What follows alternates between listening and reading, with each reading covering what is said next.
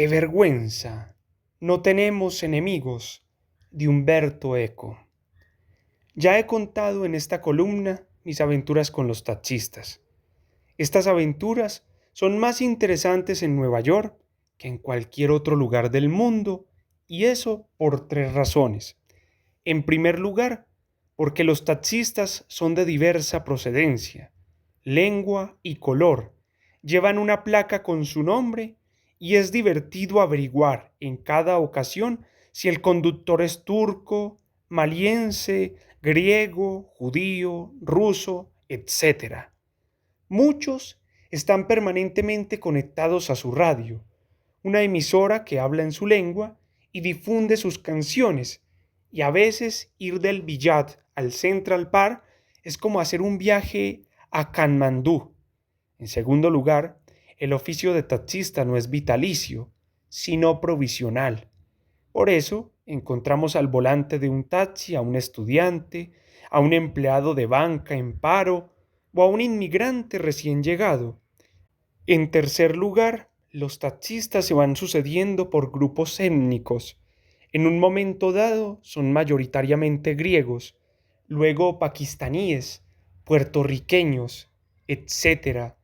Esto permite reflexionar sobre las oleadas migratorias y sobre el éxito de las distintas etnias. Cuando un grupo desaparece de los taxis, significa que las cosas le van bien en otro sector. Se corre la voz y todos entran en el negocio de los estancos o de las verdulerías, se trasladan a otra zona de la ciudad y escalan un peldaño social. De modo que, al margen de las diferencias psicológicas individuales, está el histérico, el muy expresivo, el comprometido políticamente, el antitodo, etc. El taxi es un excelente observatorio sociológico.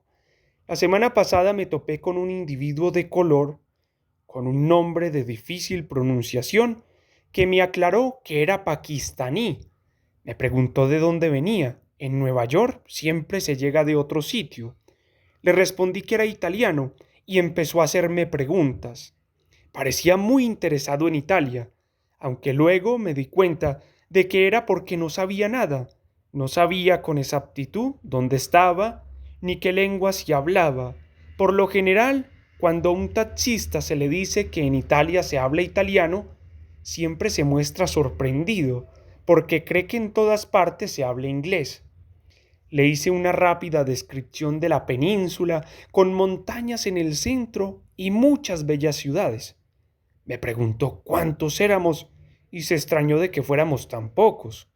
Luego quiso saber si éramos todos blancos o mestizos y traté de explicarle que era un país en su origen enteramente blanco, pero que ahora había algunos negros, aunque en todo caso menos que en Estados Unidos. También quería saber cuántos pakistaníes había y le disgustó saber que tal vez había algunos, pero menos que filipinos o africanos, y debió de preguntarse por qué su gente evita ese país.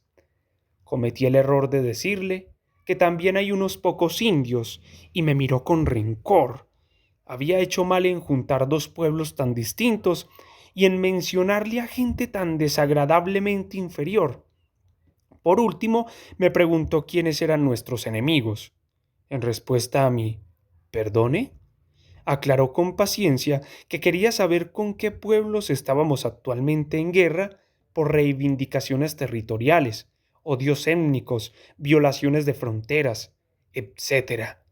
Le dije que no estábamos en guerra con nadie, y me replicó pacientemente que quería saber quiénes eran nuestros enemigos históricos, aquellos que nos matan a nosotros y nosotros los matamos a ellos. Le repetí que no teníamos enemigos, que la última guerra había sucedido hacía más de 50 años y sin saber con exactitud quiénes eran los enemigos y quiénes los aliados. No se quedó satisfecho. Sin duda estaba convencido de que yo mentía. ¿Cómo es posible un pueblo sin enemigos? La cosa acabó aquí. Me bajé del taxi dejándole $2 de propina para compensarle de nuestro indolente pacifismo, y luego me ocurrió ese fenómeno que los franceses llaman Spring de Scaliger, que consiste en que apenas llegas a la escalera después de haber hablado con alguien, ves con claridad cuál es la respuesta exacta que deberías haberle dado, la frase que un momento antes no se te ocurrió. Debería haberle dicho que los italianos no tienen enemigos. No tienen enemigos externos y en cualquier caso nunca están de acuerdo en determinar cuáles son, porque están continuamente enzarzados en guerras internas.